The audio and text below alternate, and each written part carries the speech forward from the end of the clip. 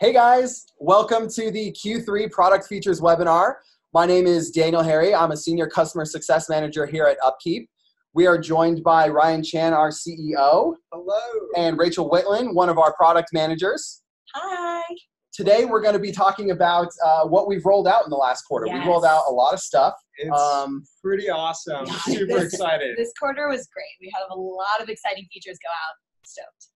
And a lot more to come. We get a lot of feedback from you guys, and honestly, you, the customers, are what drives the roadmap for us. We're always looking for ways to make the app a little bit better, a little bit more efficient, and we can't do that without understanding how you guys are using it. So make sure you keep throwing feedback our way. One of the last things we're going to talk about before we end the webinar will be things that we're talking about rolling out in this quarter, Q3 right now, because of features that you guys said you really want. So with that being said, let's dive into talking about you guys just a little bit. All right. So Ryan, I know you had worked in a production plant before you started UpKeep. You were running into a lot of inefficiencies where you had to run back to an office and type out some notes on a legacy CRP. And how did you come up with the idea of making this efficient? And why do you think that it's so important that we continue to take feedback from customers to continue to make the product better? Absolutely. So a little bit about my story. I worked in a manufacturing plant. That was my first job out of college, actually. And I was, my title there was a process engineer. So every single day I was thinking about how do we improve our manufacturing line to move it from, let's call it 20 feet per minute to 21 feet per minute.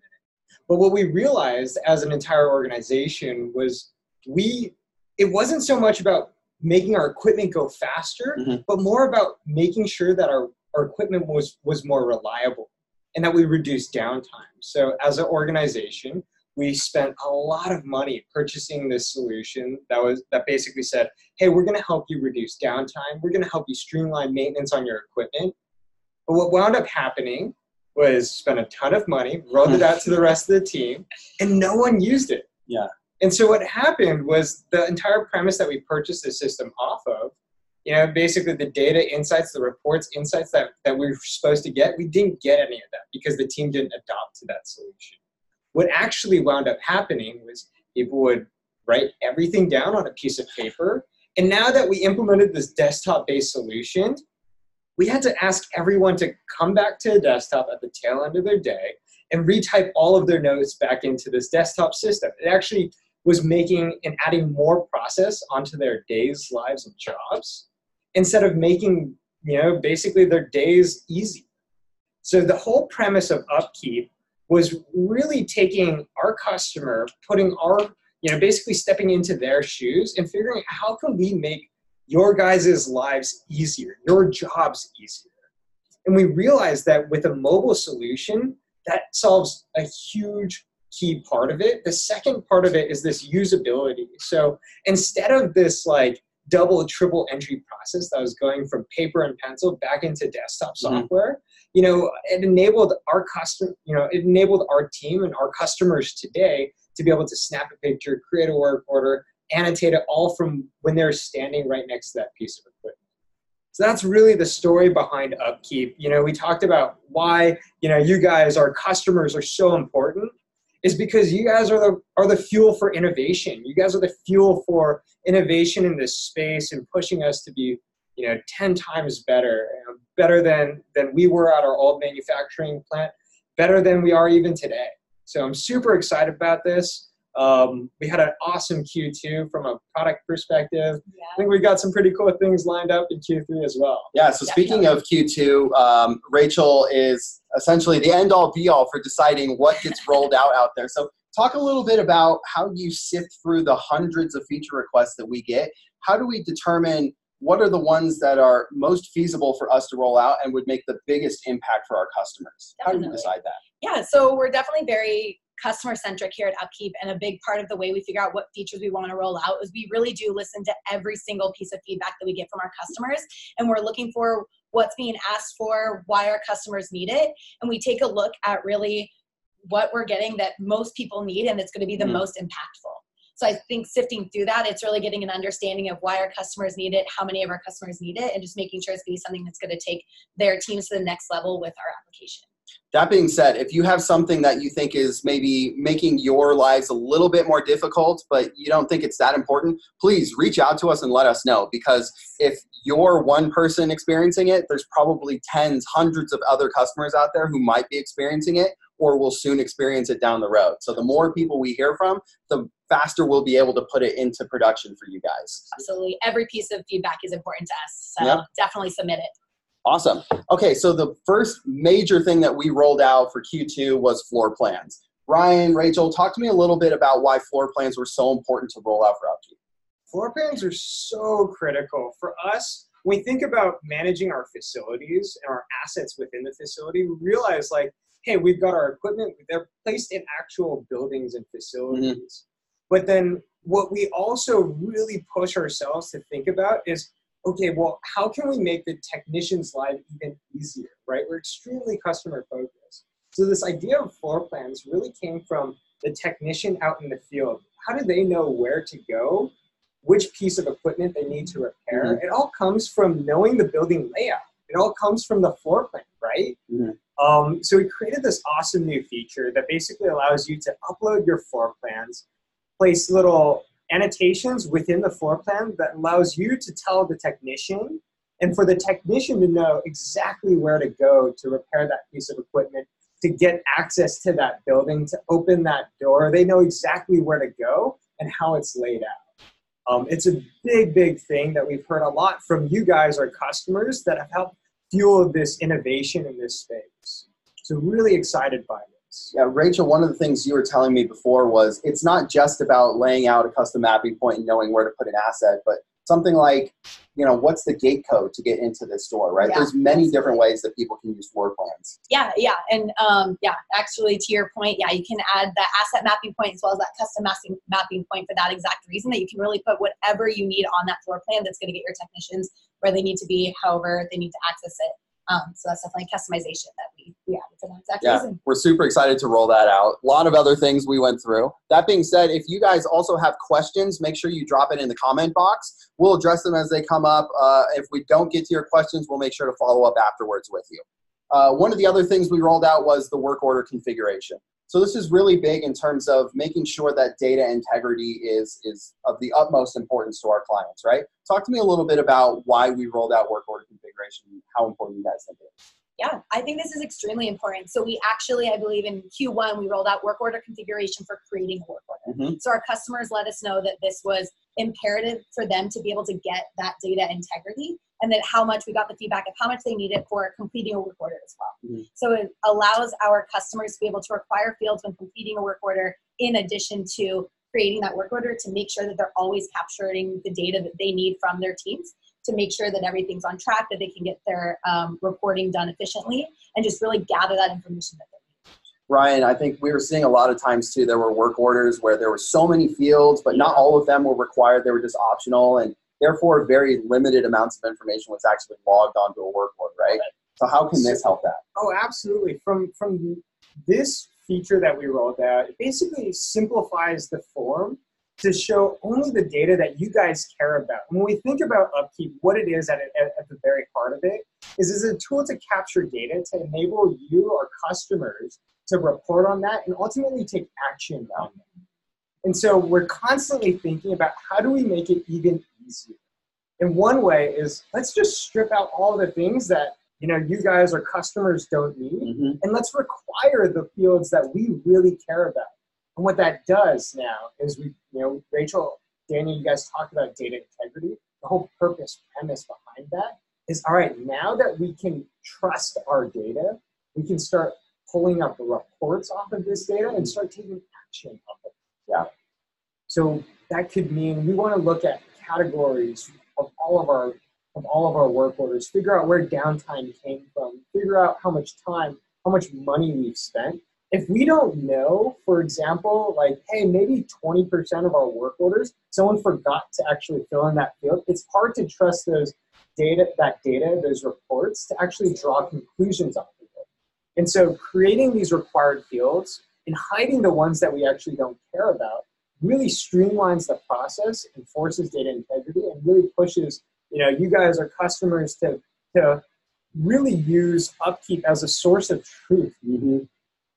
We also want to make sure that you guys have the ability to grow your process there, wherever it is you're doing your work, whether it's on the facility floor or if you're out in the field. We want to make sure that if you want to take it beyond just digitally logging your work orders, you want to get a little bit more proactive. You want to run these really good reports and get insight into what's happening. We want you to have the ability to do that. So by configuring your work orders, you can absolutely dive in and trust your numbers. Absolutely. Another thing that we got actually a lot of complaints about. We love complaints as well because we know what's not working for you guys. Yeah. We had a lot of people say, hey, I have to click each individual work order and then I can print it as a PDF. I want to do multiples. Okay, well, here you go. We're going to do batch downloads of work orders as PDFs. A long time coming on this one, right, guys? Yeah, absolutely. Yeah, it's exactly like you said. Our customers are letting us know that it was very tedious. It was a tedious task, and we hate to have our customers go through those tedious motions, and we try to eliminate those as much as we can. So exactly, that's why we allow you now to batch export those PDFs, get rid of tediousness. And like you mentioned, Daniel, it's all, whether it's, positive, I love this feature, I love this product, or whether it's constructive, or, hey, this is what could really change my entire daily job by adding this one thing. We want to hear it. It's so important to us. Like, I promise you, we listen to every single piece of feedback. Every single one. Our backlog of ideas is in the hundreds, thousands now. Yeah, we got a good list going. But again, whether it's a duplicate of something that we already know, it helps us prioritize. If we hear it 16 different times, that's going to push it up in this priority list. And I think this was one of them that we heard quite a bit, and I'm really excited to finally have this happen. And this being said, you can now do batch downloads of PDFs, but if you want to do it the other way, or the previous way, if you want to use the import-export button, you can still export as a CSV or as a PDF. It just will not have the update notes available for you. Still an option for you if you want to do it that way. Absolutely. Cool. Another good thing that we heard from people was talking about filtering is we could get only so granular with our filters. If I had something that was very important to me, but it lived on 2 different filters, I didn't necessarily have a way to batch them all together. Now we have bookmarking work orders very much like you favorite a page on the internet, right? Tell me how this came about and why you love it. It really came about from just something so simple. It was like, hey, we want to be able to filter. I just want to see my work orders. I just want to see like these 5 work orders that I'm focused on today. And with our current filters, it was like, there's no, if you wanted to basically run like a cross filter on if this one and that one, what we realized was like, hey, like you said, what about just like favoriting? What about just bookmarking a few work orders and using that to prioritize your day? That's really where this came from. We basically, we heard it from you guys. We constructed this feature that addressed it, and man, it's been awesome.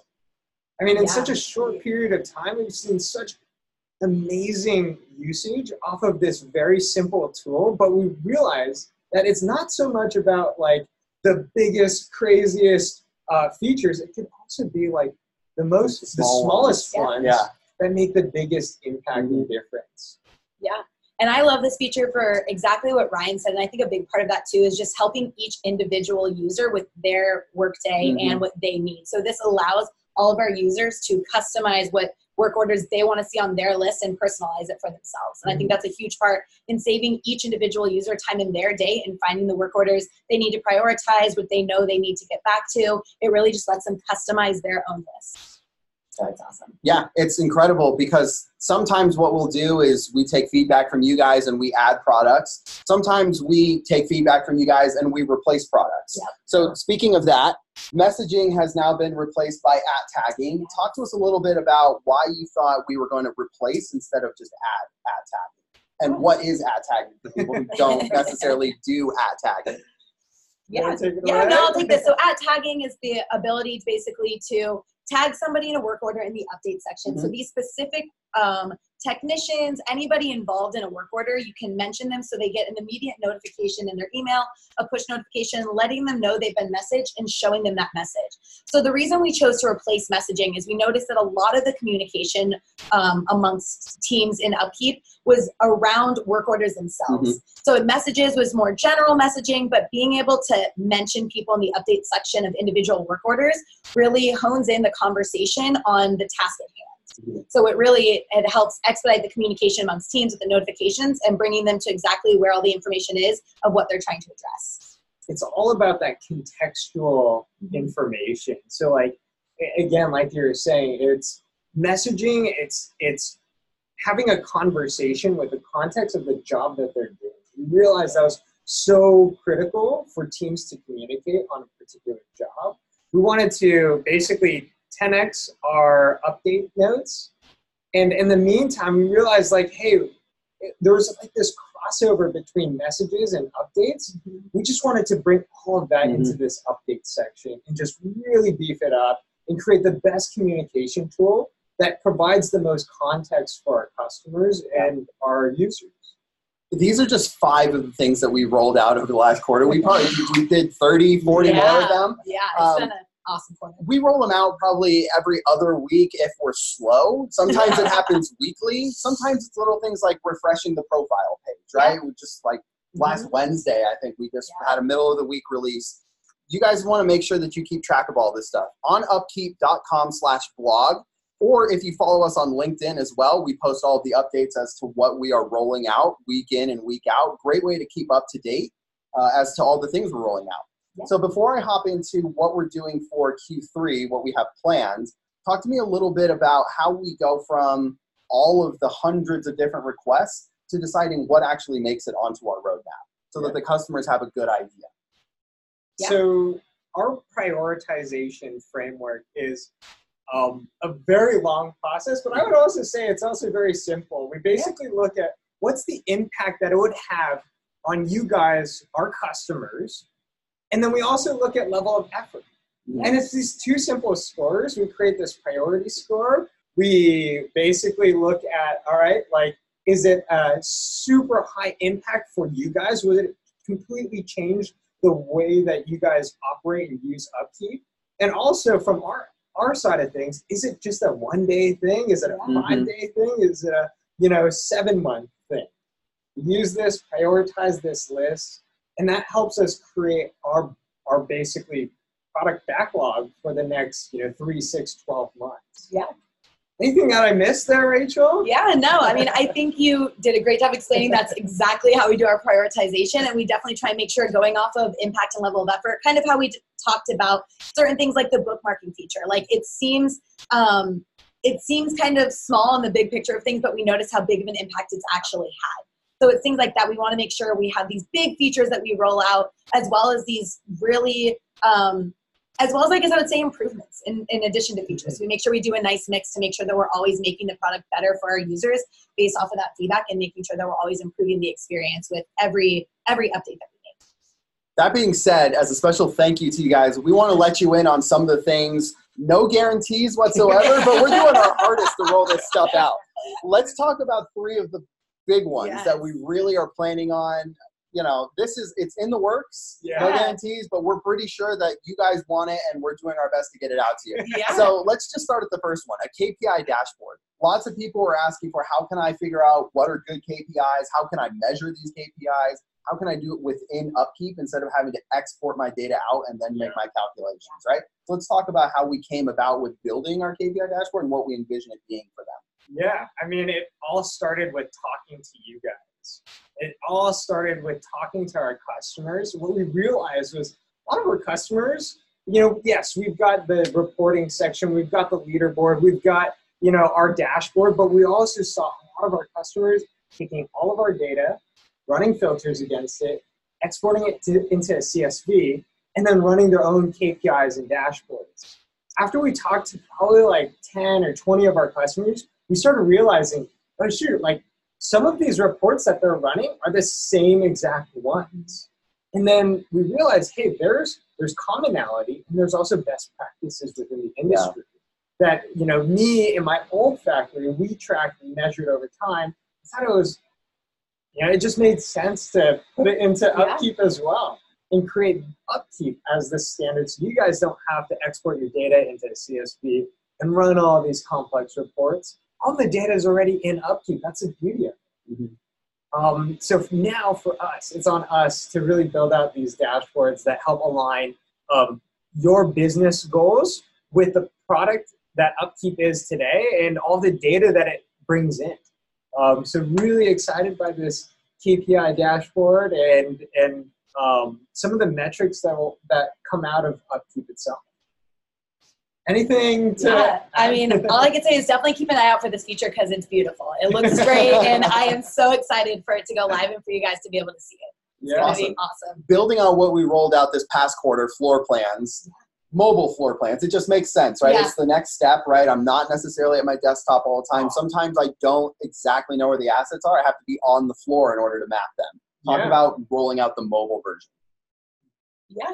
No, I'll just say definitely, like you said, it makes sense. So we rolled it out on web first just to see how our customers liked it. We wanted to get that feedback to make sure that when we were ready to push it out on mobile, being a mobile first application, that we had everything that we needed. So now with this rolling out on mobile, technicians will be able to take a look at those floor plans while they're attending to a work order, while they're out on the job, and see from their own device exactly where they need to go. They'll have access to the asset mapping points, either placed on from the web application, maybe by the administrator, or being able to add those themselves based on kind of when we talked about the custom mapping points as well, being able to add a mapping point maybe to let someone else know of a certain area that they identified while on that job. So we're super excited for this to go out on our mobile apps. It's going to be game changer. Very excited. Okay, and then one of the last things that we're willing to share with you guys at this moment in time, like I said, make sure you sign up for the blogs, make sure you get all those updates. Linking work order tickets. Ryan, why is that important? Why can't I just create 17 work orders and I just plow through them?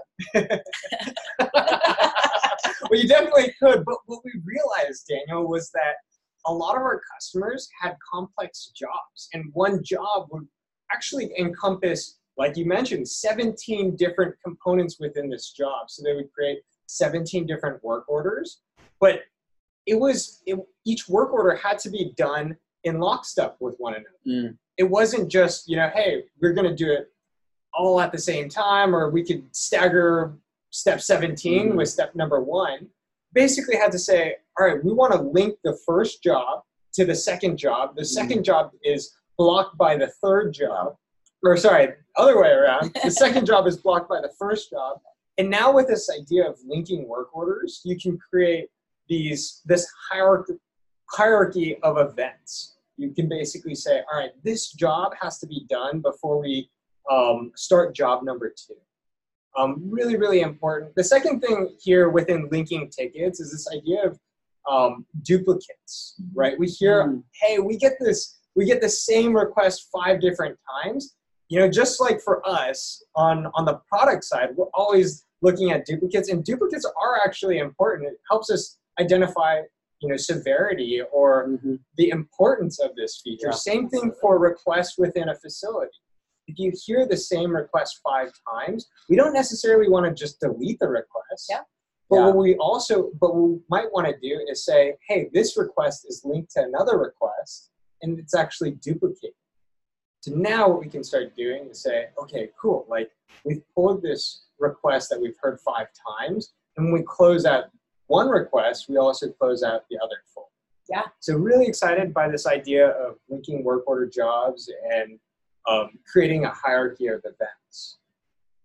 And like we said, these are just 3 of tens of different things that these guys are working on. So many really exciting things coming down the road. If you aren't familiar with all of the different features that are available, if you're not sure what's on the next plan up, or even if you're not sure what features are available on your current plan, on upkeep.com/pricing, we've got tons of checkboxes, and they're all linked in terms of what features are on what plan. Maybe you want to try some of these things that we're going to be rolling out or have rolled out in the past quarter. Special offer to you guys. If you want to take advantage of our highest, the Cadillac plan that we have, the Business Plus plan, reach out to me, send me an email. I will put you on a trial personally, and I will take a 30-minute consultative call with you guys. I want to understand your workflow. I want to know what are the things that are most important to you and how any of these features will benefit you guys. Usually something that we just have for people who are on the Business Plus plan as paying members. We're going to throw it to you guys for free, no risk, no obligation. You can back out at the end of it if you decide it's not for you. But we want you guys to try it. We want your feedback. We want to know what's working for you and what's not working. Shoot me an email, daniel@onupkeep.com. Keep your eyes peeled to the blog. These guys are rolling out so many good things. Thank you so much for being our customers. We're nothing without you guys. Thank you for being a part of the UpKeep family. We will see you guys soon. Absolutely. Thank Thanks, you. everyone. Bye.